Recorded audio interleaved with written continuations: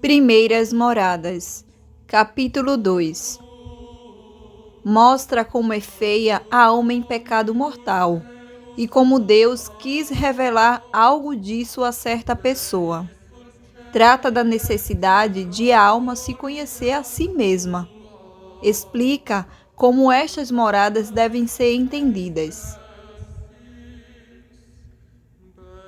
Antes de passar adiante, quero lhes mostrar que é feito desse castelo tão resplandecente e formoso, dessa pérola oriental, dessa árvore da vida plantada nas águas vivas da vida, que é Deus.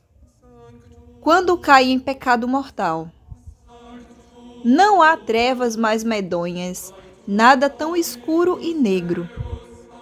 Basta ver que até o sol, que lhe dava tanto brilho e formosura, obscurece-se como se já não estivesse no centro da alma.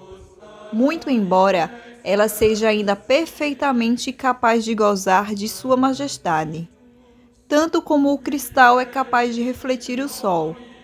Contudo, nenhum auxílio divino alcança a alma em pecado mortal. Todas as boas obras que faz nesse estado não produzem nenhum fruto para alcançar glória, porque não procedem de Deus, isto é, daquele princípio que faz a nossa virtude ser virtude. E separados dele, nada do que fazemos pode ser agradável a seus olhos, mesmo porque a intenção de quem pratica um pecado mortal não é contentar a Deus, mas dar prazer ao demônio, que é trevas. E assim, servindo-o, a pobre alma também se faz trevas. Sei de uma pessoa a quem Nosso Senhor quis mostrar como fica a alma em pecado mortal. Diz ela que, se todos pudessem ver o que ela viu, não seria possível que alguém pecasse, mesmo que tivesse de suportar os maiores sofrimentos para fugir das ocasiões de pecado. Desde então, essa pessoa sente grande desejo de que todos compreendam isso. Que Deus lhe dê também, filhas, vontade de rogar pelos que estão nesse estado, todos mergulhados em escuridão, assim como suas obras. De outro lado, a alma que está em graça é límpida, como os regatos que brotam de fonte puríssima. Suas obras são agradáveis aos olhos de Deus e dos homens, porque procedem desse manancial de vida, onde a alma está plantada como uma árvore à beira de um rio. Por isso não seca e dá bom fruto. Não teria viço nem daria fruto se não estivesse ali. Mas se a alma, por sua culpa, afasta-se dessa fonte e se transplanta para outro lugar de água negra e fétida, só produz desventura e imundície. É preciso esclarecer que a fonte, ou melhor, o sol que resplandece no centro da alma, nunca perde o brilho e o encanto. Ele está sempre ali, e nada pode lhes tirar a beleza. Mas, se põe um pano negro sobre um cristal, certamente a luz não produzirá o mesmo efeito, embora continue incidindo nele. Ó, almas resgatadas pelo sangue de Jesus Cristo, reconheçam a própria miséria e tenham dó de si mesmas. Como é possível que não procure limpar a mancha desse cristal, uma vez que compreendem a sua situação? Vejam que, se a vida termina assim, jamais tornarão a gozar dessa luz. Ó Jesus, que triste ver a alma separada dela. Como ficam desolados os aposentos do castelo. Como se perturbam os sentidos, que são a gente aí que vive, e as faculdades da alma, que são os guardas, mordomos e mestres de cerimônias do castelo. Que cegueira, que mau governo! Se a árvore está plantada junto à fonte do demônio, que fruto pode dar? Certa vez, um homem espiritual me disse que não se espantava daquilo que faz quem está em pecado mortal, mas sim do que não faz. Deus nos livre, por sua misericórdia, de tão grande mal. Não há nada nesta vida que mereça ser chamado de mal, senão o pecado mortal, porque acarreta males eternos, sem fim. É isso, filhas, que devemos temer. Peçamos livramento a Deus em nossas orações. Se Ele não guarda a cidade, em vão trabalharemos, pois somos a própria vaidade. Aquela pessoa a quem Deus mostrou o estado da alma em pecado mortal dizia que essa graça produziu nela 2 efeitos.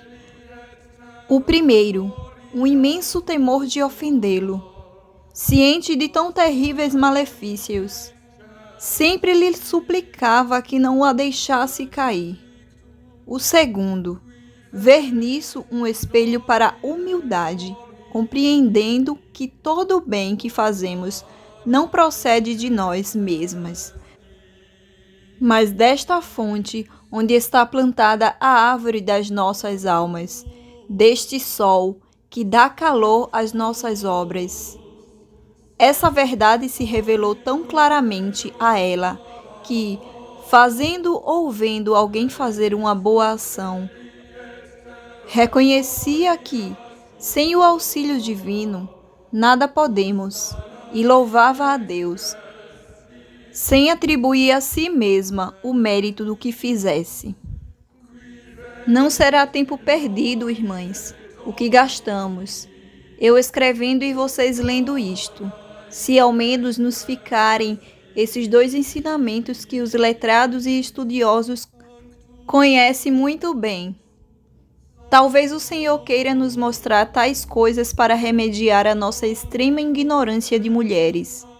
Por sua bondade, Ele se alegra em nos conceder essa graça. A vida interior da alma é tão obscura e difícil de entender que, sabendo tão pouco, direi forçosamente muitas coisas supérfluas e até desatinadas antes de acertar em dizer algo de bom. Tenham paciência quando lerem isto, pois eu também tenho para escrever o que não sei. Às vezes tomo o papel feito boba, sem saber o que dizer nem por onde começar. Mas eu bem sei o quanto importa explicar-lhes o melhor que puder certas coisas da vida interior. Sempre ouvimos falar do bem que a oração nos faz, tanto que a nossa Constituição nos obriga a rezar várias horas por dia. Contudo, só nos dizem o que nós mesmas podemos fazer em oração. Pouco se fala nas maravilhas que Deus opera na alma por via sobrenatural. Tentarei explicá-las de muitas maneiras. Meditar sobre esse artifício celestial interior tão pouco compreendido pelos mortais. Embora muitos o experimentem, será motivo de grande alegria. Em outros escritos, o Senhor já tinha me dado alguma luz sobre esses assuntos, mas não como fez de lá para cá, em especial os mais difíceis. A questão é que, para explicá-los, será preciso repetir coisas que vocês já conhecem, porque o meu rude talento não encontra outro jeito. Voltemos então ao nosso castelo de muitas moradas. Não pensem que essas moradas estejam enfileiradas uma após a outra. Fixem os olhos no centro. É aí que está a sala do rei. Imaginem que o castelo será como um palmito, onde muitas camadas cercam a parte mais saborosa. Aqui também é assim, pois em volta e em cima da sala real há muitas outras. As coisas da alma devem ser consideradas sempre como plenitude, largueza e grandeza, sem medo de exagerar.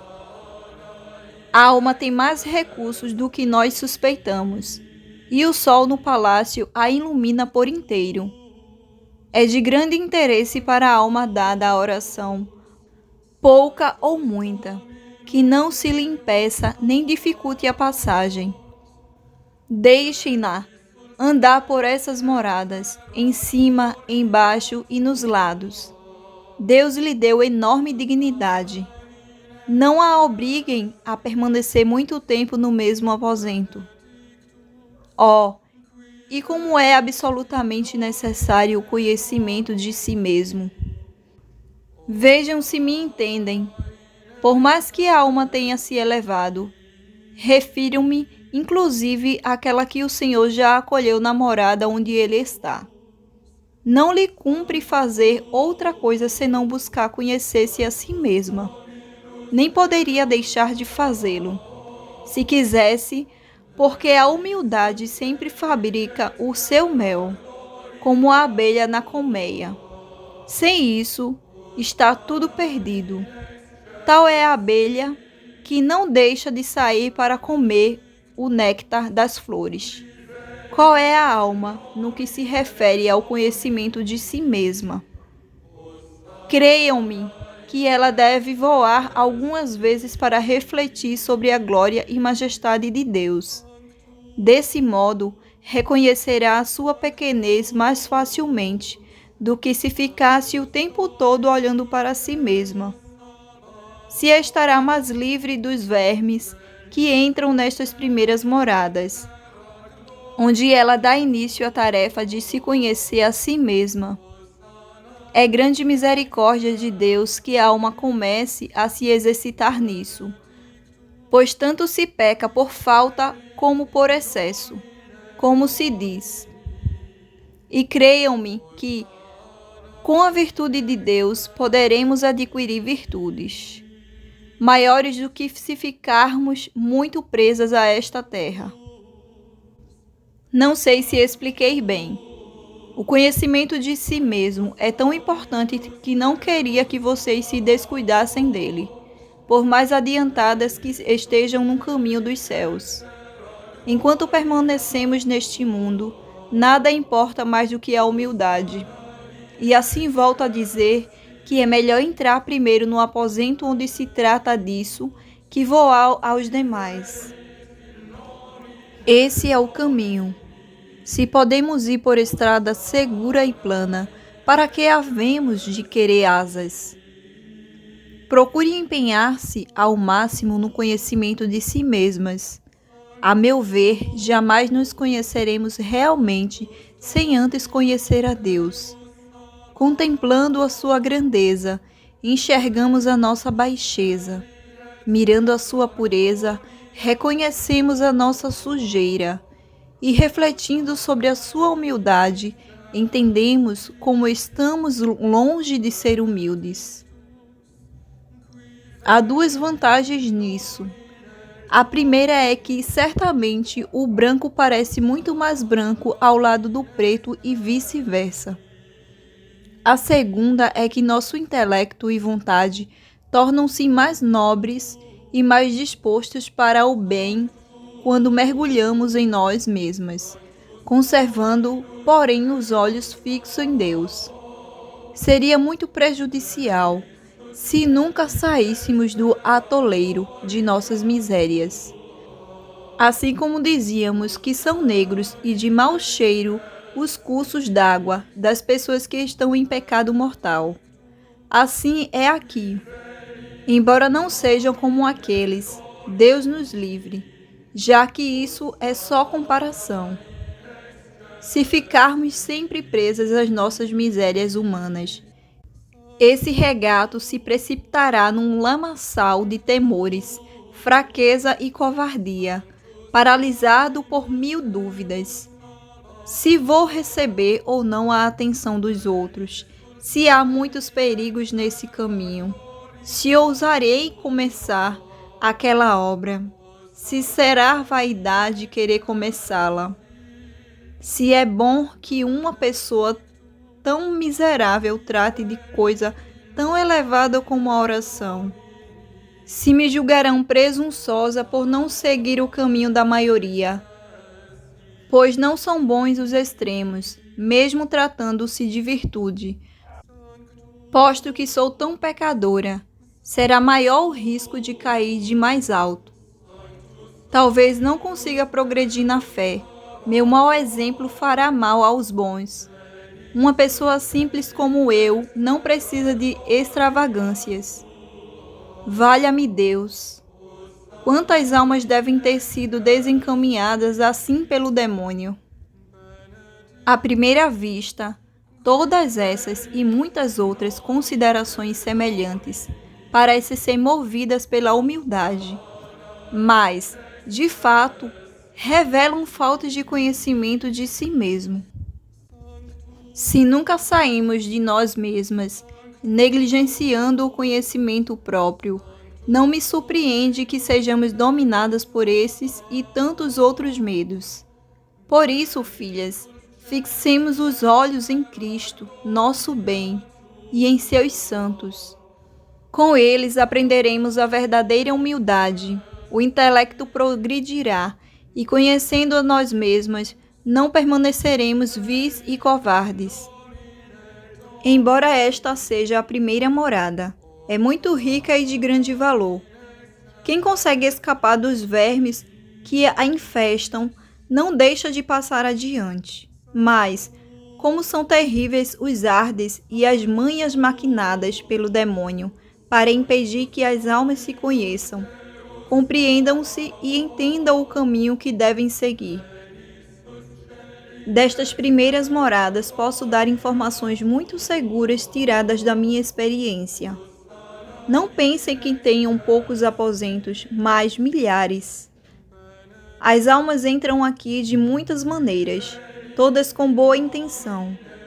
E o demônio, sempre mal intencionado, deve colocar em cada aposento muitas legiões de demônios, para impedir que passem de uns para os outros. Como a pobre alma não se dá conta disso, ela se engana de mil maneiras. Entretanto, não pode fazer tanto mal às que já chegaram mais perto de onde está o rei. Aqui, porém, nas primeiras moradas, as pessoas ainda estão iludidas pelo mundo, mergulhadas nos prazeres que ele oferece, envaidecidas pelas vitórias que alcançaram e cheias de ambição. Por isso, os servos da alma, que são os sentidos e as faculdades, perderam a força natural que Deus lhe deu. Assim, essas almas são vencidas facilmente, embora desejem não ofender a Deus e façam boas obras. Aquelas que se encontram nesse estado precisam recorrer frequentemente, como puderem, à Sua Majestade.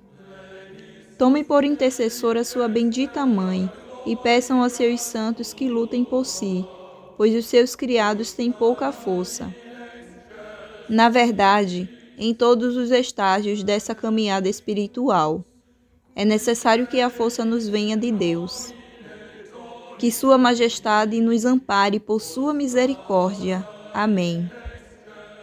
Como é miserável esta vida que vivemos! Em outro lugar já falei bastante, filhas, do mal que nos faz não compreendermos bem o valor da humildade e do conhecimento de nós mesmas. Não vou dizer mais nada aqui, embora seja o que mais importa. Queira Deus que eu tenha dito algo proveitoso. Vocês vão notar que nestas primeiras moradas ainda não chega quase nada da luz que sai do aposento onde o rei está. Embora a alma não se encontre aqui debaixo daquela escuridão tenebrosa que a envolvia quando estava em pecado, é como se ela estivesse, de alguma maneira, anuviada. Não sei explicar. Não se pode ver quem está ali.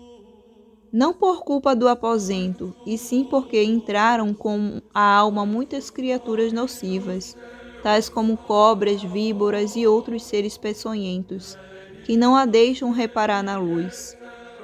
É como se alguém entrasse numa sala onde há muito sol, mas tivesse terra nos olhos e quase não pudesse abri-los. O lugar está iluminado, mas a pessoa não o vê, impedida por essas feras que lhes fazem desviar os olhos e não enxergar senão a elas. Assim deve ser a alma que, embora não se encontre em mau estado, está mergulhada nas coisas do mundo, em suas ocupações, honras e negócios. Embora queira sinceramente contemplar a beleza deste aposento, não consegue vencer tantos obstáculos. Para entrar nas segundas moradas, convém abrir mão das coisas e negócios desnecessários, cada um conforme o seu estado de vida. Isso é tão importante que, se a pessoa não começa a fazê-lo desde já, torna-se impossível chegar à morada principal e até mesmo permanecer sem grande perigo nestes primeiros aposentos do castelo, onde as criaturas peçonhentas não deixarão de mordê-la uma vez ou outra. Que seria, filha, das almas que, como nós, já venceram esses tropeços iniciais e adentraram muitas outras moradas secretas do castelo, se tornassem a sair para essa confusão por conta de seus pecados? Deve haver muitas pessoas a quem Deus concede imensas graças e que depois lançam-se novamente nessa miséria por culpa delas mesmas. Aqui no Carmelo estamos livres do perigo do mundo lá fora, mas o Senhor quer igualmente nos proteger dos perigos que há dentro das nossas almas. Evitem, minhas filhas, cuidar da vida alheia. Em poucas moradas desse castelo, os demônios deixam de combater. É verdade que em algumas os guardas, isto é, as faculdades da alma, têm força para resistir. Mas será necessário prestar muita atenção aos ardes do demônio, para que ele não nos engane, transfigurando-se em anjo de luz. Ele pode nos prejudicar de inúmeras maneiras, pouco a pouco, e até que seja tarde demais, não nos damos conta. Já lhes disse que ele é como uma lima surda e que precisamos aprender a reconhecer as suas artimanhas assim que começa a agir. Vou dar alguns exemplos para me fazer entender. Por sugestão do demônio, uma irmã tem frequentes ímpetos de fazer penitência e não sossega senão quando está se atormentando. Isso é bom, a menos que a prisioneira tenha proibido fazê-la sem licença. Mas, se ele a convence de que coisa tão boa pode fazer escondida e ela venha perder a saúde e já não consegue cumprir a regra de nossos mosteiros, vê-se logo aonde leva o que parecia ser um bem. A outra, o demônio dá uma ânsia de perfeição incomum. Isso é ótimo, a menos que a menor falta das irmãs lhe pareça uma grande indisciplina. Passe a vigiá-las e apelar à prioresa. Muitas vezes, porém, ela poderá nem notar as próprias faltas que comete sem querer, por conta do zelo com que vigia as irmãs. E essas, se não compreenderem suas boas intenções, poderão julgá-la mal. Desse jeito, o demônio pretende esfriar a caridade e o amor de umas para com as outras. Seria imenso lucro para ele e grande perda para nós. Precisamos entender, minhas filhas, que a perfeição verdadeira é amar a Deus e ao próximo. Quanto mais nos empenharmos em guardar esses 2 mandamentos, mais perfeitas seremos. Toda a nossa regra e constituição não servem para outra coisa senão ajudar-nos a cumprir plenamente esses mandamentos. Deixemos de lado as indiscrições que podem nos fazer muito mal. Que cada um olhe apenas para si mesma. Em outra parte, já lhes falei bastante sobre isso e não vou me alongar mais aqui. Gostaria que vocês nunca se esquecessem de como é importante o amor de umas pelas outras.